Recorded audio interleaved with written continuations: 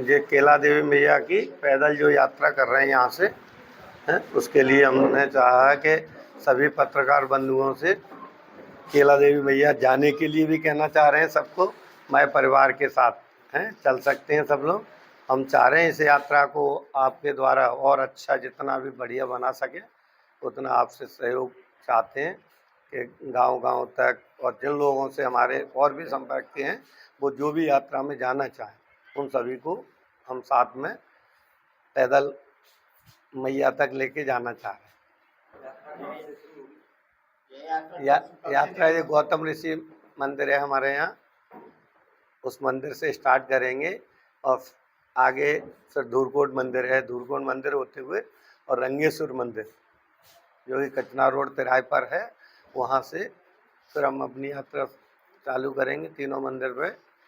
सभी देवी देवताओं को साथ में, जब करौली मैया जाया जाता है या कहीं बड़े यात्रा पे या उस पे जाते हैं तो बताएं सारे देवी देवताओं को साथ लेके मंदिर वगैरह पे पूजा वगैरह करके वहाँ से निकलना चाहते हैं। कितने दिन की यात्रा है और कब चालू होगी? ये 6 दिन की यात्रा है पूरी और 28 तारीख से चालू होगी, 28 अक्टूबर से, और 2 नवंबर को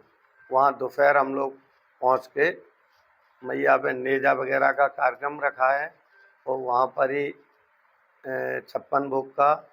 भंडारा और रात में रात्रि जागरण, ये सारा कार्यक्रम हमने केला मैया पे कौन सा भवन है, कौन सा गेस्ट हाउस है, Narsi guest house, Narsi guest house में रखा है। सारे लोग ये भक्त लोग जाएंगे साथ में पद यात्रा पे, तो उनके लिए खाने के लिए क्या व्यवस्था क्या रखी है आप लोगों उनके लिए ऐसे ही रखा है कि जो गौतम ऋषि मंदिर से चालू करेंगे यात्रा, सुबह 6 बजे चला करेंगे यात्रा, जो कि सुबह 6 बजे चालू किया करेंगे। उसमें ऐसा रखा है कि 6 बजे से 7:30 बजे तक महिला 6.5 किलोमीटर की जो यात्रा पहला पड़ाव हमारा 6.5 किलोमीटर पर रहा करेगा, उसमें महिला ही चलेंगी। कोशिश कर रहे हैं कि चलें, पुरुष भी मना नहीं है, लेकिन जैसे कोई लोग नहीं चल पा रहा उतना तो वहाँ महिलाएं चलेंगी 6-6.5 किलोमीटर पे। जैसे महुआ की चौकी पे हमने अपना सुबह का पड़ाव रखा है, पहला पड़ाव, उस पड़ाव पे नाश्ते का प्रबंध किया गया है और हमारी एक गाड़ी पहले ही 400 कुर्सियाँ लेके पहुँच जाएगी। नाश्ते के सारे कारीगर वगैरह नाश्ते का सामान वगैरह लेके नाश्ता कंप्लीट मिलेगा वहाँ, और नाश्ता करने के बाद 1 घंटे वहाँ हम रुकेंगे 7 बजे से 7:30 से 8:30 बजे तक। प्रतिदिन 40 किलोमीटर, लगभग 40 किलोमीटर की यात्रा है, जिसमें दोनों टाइम में महिला 12 से 13 किलोमीटर और पुरुष 26 से 27 किलोमीटर। ये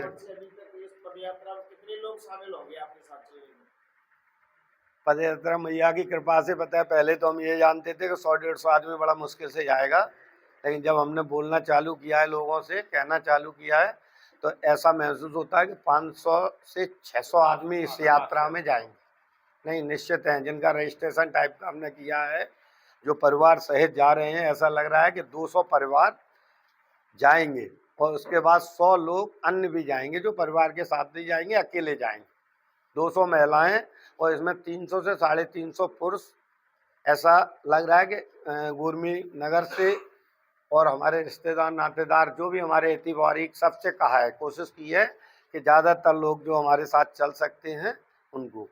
जो नहीं चल पाएंगे, यात्रा करना केवल हमारे लिए ज़रूरी है, हम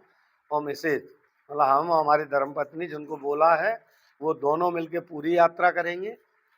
साथ में चलने वाले अगर चल सकते हैं तो और अच्छा है, अगर कोई बाई चांस नहीं चल सकता तो उनके लिए हमने 30-40 गाड़ियां पीछे 4 व्हीलर रखी हैं,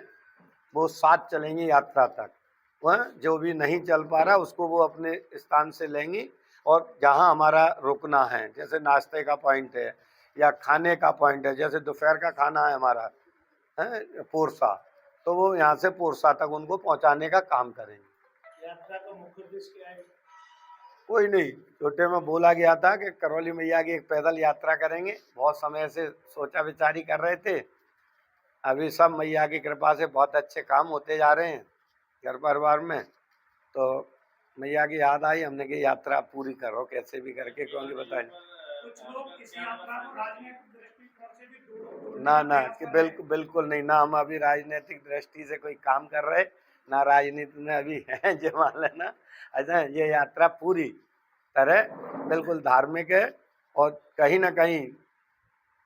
बहुत पहले से तो नहीं कहते, साल 2 साल से कुछ ऐसा लग रहा है कि हम में भी कुछ ऐसा परिवर्तन है कि धर्म की ओर, जैसे इस साल में कम से कम 10-15 जगह तो गए ही होंगे, जैसे केदारनाथ, बद्रीनाथ, वैष्णो मैया, इधर भीमा शंकर जी भगवान पे, और मतलब बहुत यात्राएं कर ली हमने इस साल। अभी शुक्ला जी के साथ में मान लो 7वां दिन वहाँ पे रहना बड़ा मुश्किल लग रहा था कि जाएंगे फिर काम पड़ेगा, यहाँ आएंगे वहाँ आएंगे, लेकिन जैसे पहुँच गए वहाँ और वहाँ सारा काम देखा, देखा क्या मतलब भक्ति में थोड़ा सा भी मन लगा तो फिर कोई काम भी नहीं आया याद। और पता है 7वां दिन हम वृंदावन उनके भागवत में भी रहे,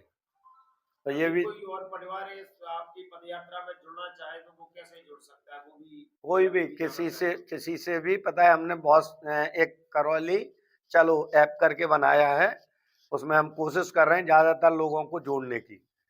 जो जुड़ जाए वो करके। और नहीं तो किसी आदमी को पता पड़ता है बाई चांस, हम वैसे तो कोशिश कर रहे हैं, हम ही सबको बोल रहे हैं, अगर बाई चांस हमारी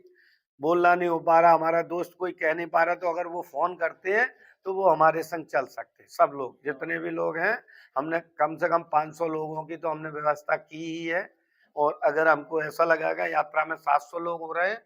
तो उनकी भी 200 लोगों की यात्रा में व्यवस्था बढ़ाई जाएगी। किसी के उस पर नहीं जा रही यात्रा करने, खुद यहीं से दोनों यात्रा में स्वास्थ्य और सुरक्षा को लेकर क्या व्यवस्था है? बढ़िया। 2 डॉक्टर, हमारा बेटा खुद डॉक्टर है, हमारा भाई डॉक्टर है, इन दोनों जने पूरी यात्रा में साथ रहेंगे। और भी एक आध 2 डॉक्टर हमारे मित्र हैं वो रहेंगे। और बताए सारी चीज़ की व्यवस्था हम लोग देखेंगे। हमारे मतलब 50 लोगों की ऐसी टीम बनाई गई है,